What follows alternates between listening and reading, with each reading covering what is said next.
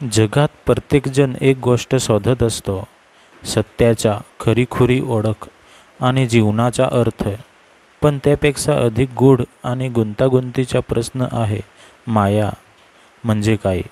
माया म्हणजे फक्त भास की काहीतरी खोलवर दडलेलं आणि अकल्पित रहस्यमय सत्य?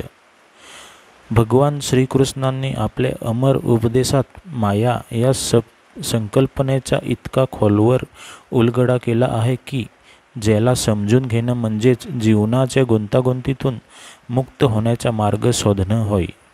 युद्धभूमी कुरुक्षेत्रात अर्जुनाच्या मनातील द्विधा आणि संभ्रमावर प्रकाश टाकताना श्रीकृष्णांनी माया म्हणजे केवळ एक भ्रम नाही, तर तीच जीवनाचा खेळ रचणारी शक्ती आहे. आज आपण या दिव्य ज्ञानाच्या उलगडण्याच्या प्रवासाला सुरुवात करणार आहोत. जाणून घेणार आहोत की माया कशी जीवाला बांधून ठेवते, ती कशी जन्म मृत्यू सुख दुःख या सगळ्या भासांना जन्म देते आणि शेवटी ती कशी ईश्वराच्या शरणागतीने मोडली जाऊ शकते. तुम्ही तयार आहात का या रहस्यमय आणि अद्भुत प्रवासासाठी? चला तर मग मायेच्या आवरणाला उघडून भगवान कृष्णाचे अमर ज्ञानातून माया म्हणजे काय आहे जाणून घेऊया आणि साक्षात्कार करूया त्या अंतिम सत्याच्या, जे प्रत्येक जीवाला मुक्तीच्या दिशेने नेणार आहेत. कुरुक्षेत्र युद्धभूमी धगधगत होती. दोन्ही बाजूंचे सेनानी रणसिंग फुंकले होते. पण त्या रणांगणात एका रथात एक योद्धा आपलं धनुष्य खाली ठेवून थरथरत उभा होता. तो होता अर्जुन, पांडवांचा शूरवीर. पण त्याच्या डोळ्यात अश्रू होते, मन द्विधा मनगडत थरथर होते. शत्रू नव्हते ते होते त्याचे गुरु, बंधू, मामा, आप्तस्वकीय. अर्जुन म्हणतो, हे कृष्णा, मी युद्ध करू शकत नाही. हे माझेच लोक आहेत. त्यांच्यावर बाण चालवणं म्हणजे पाप आहे. श्रीकृष्ण मंद हसतात, कारण त्यांना ठाऊक आहे अर्जुनाच्या डोळ्यांपुढे मायेचा पडदा आहे. जे काही त्याला खरं वाटतंय ते खरं नाही, ते सगळं मायेचं आहे. तिथून सुरू होते भगवद्गीतेचा उपदेश आणि त्यात श्रीकृष्णाने एका गहन आणि परम रहस्याचा उलगडा केला आहे, तो म्हणजे माया. भगवान श्रीकृष्ण म्हणतात, हे अर्जुना, ही माझी माया त्रिगुणात्मक आहे. सत्व रज तम या 3 गुणांनी बनलेली. हे मायेचं स्वरूप इतकं जड आहे की खोल आहे की सामान्य जीव तिच्यापासून कधीच सुटू शकत नाही. ती इतकी गूढ आहे की जोपर्यंत एखादा जीव माझ्या शरणात येत नाही तोवर तो तिचं खरं स्वरूप ओळखूच शकत नाही. अर्जुन विस्मयाने विचारतो, पण ही माया नक्की आहे तरी काय, जी इतकी प्रभावशाली आहे की जीव तिला ओळखू शकत नाही? कृष्ण त्याच्याकडे पाहतात. त्यांची नजर गंभीर होते आणि ते एक दृष्टांत सांगतात, एक गूढ अत्यंत रहस्यमय अनुभव. कृष्ण अर्जुनाला एका तलावाजवळ नेतात. म्हणतात, पार्था, या तलावात डुबकी मार आणि वर ये. अर्जुन तसेच करतो. डुबकी मारतो आणि डोळे उघडतो. डोळ्यांसमोर एक नवीन जग आहे. त्या तलावातून वर येताना अर्जुन राहिलेला नसतो. तो एक राजा असतो. राजा अर्जुन सेन. एक मोठं राज्य, सिंहासन, पत्नी, मुले, सेवक, ऐश्वर्य सारं काही त्याच्याकडे असतं. सुरुवातीला त्याला आश्चर्य वाटतं, पण हळूहळू तो त्याच जगाचा भाग बनतो. वर्षानुवर्षे जातात. राजकारण, कौटुंबिक नातेसंबंध, दुःख सुख सर्व काही तो भोगतो. एक दिवस त्याच्या पत्नीचा मृत्यू होतो. पुढे युद्धात त्याचे राज्य हरवतं. त्याचे पुत्र मारले जातात. तो एका जंगलात एकटाच राहतो. थकलेला, पिचलेला, दुःखात पार गाडलेला, रडत राहतो, हे ईश्वर, हे ईश्वर. आणि तेवढ्यात एक शक्तिशाली प्रकाश त्याच्यावर पडतो. त्याला कोणीतरी आवाज देतो, अर्जुना, डोळे उघड. डोळे उघडल्यावर तो पुन्हा तलावाच्या पाण्यातून वर येतो आणि समोर श्रीकृष्ण उभे असतात. हे काय झालं? अर्जुन गोंधळून विचारतो. मी राजा होतो. माझे सगळं हरवलं.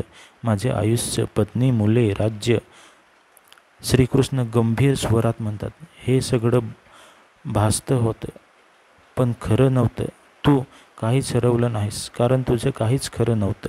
ते सर्व पत्नी, राज्य, संपत्ती, शोक, आनंद सगळं माझे मायेचं जाळं होतं. अर्जुन स्तब्ध होतो. त्याला जाणवतं एखाद्या झोपेतून उठल्यासारखं वाटतं. त्याच्या चेहऱ्यावर अश्रू असतात आणि तो म्हणतो, मी अंधारात होतो. मला वाटलं की ते खरं आहे, पण खरं तर मी मायेच्या खेळात अडकलेला होतो. श्रीकृष्ण शांतपणे म्हणतात, हीच माया आहे जी भास घडवते आणि जीवाला त्यात अडकवते. शरीर, नाती, संपत्ती, मान, अपमान हे सगळं नश्वर आहे, सणभुंगूर आहे, पण जीव त्यातच अडकतो. यालाच माया म्हणतात. श्रीकृष्ण पुढे स्पष्ट करतात की माया म्हणजे भ्रम, माया म्हणजे असत्याचे सत्य वाटणं.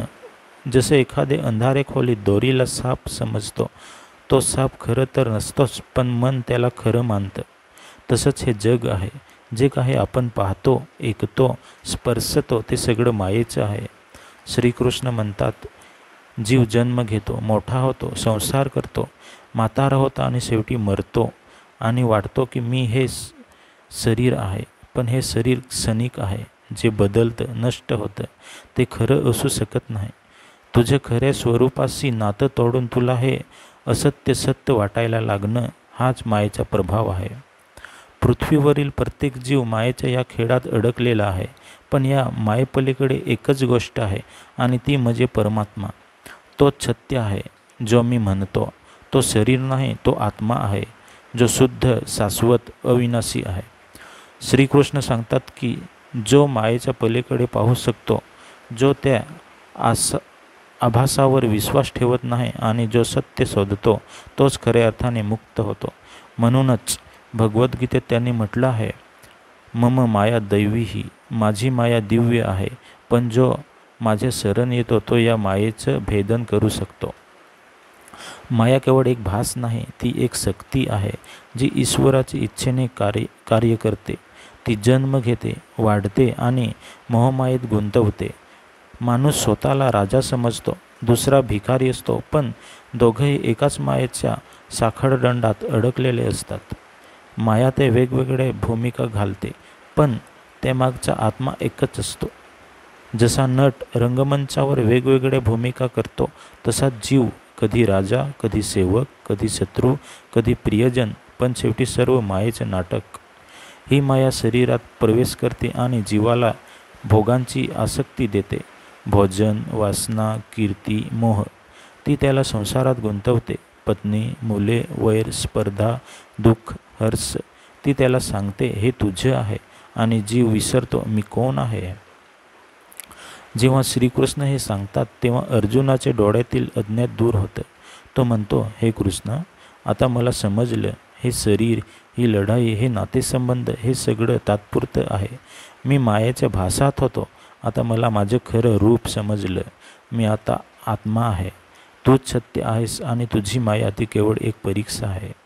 श्रीकृष्ण समाधानाने हसतात. अर्जुनाचं मन आता शांत झालेलं असतं.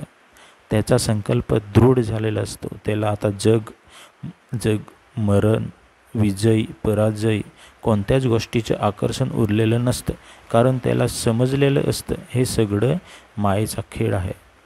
आता तो लढतो, पण मायेपोटी नाही, स्वार्थासाठी नाही, तो धर्मासाठी लढतो, परम सत्याच्या मार्गावर. व्हिडिओ आवडला असेल तर लाईक करा, शेअर करा. धन्यवाद.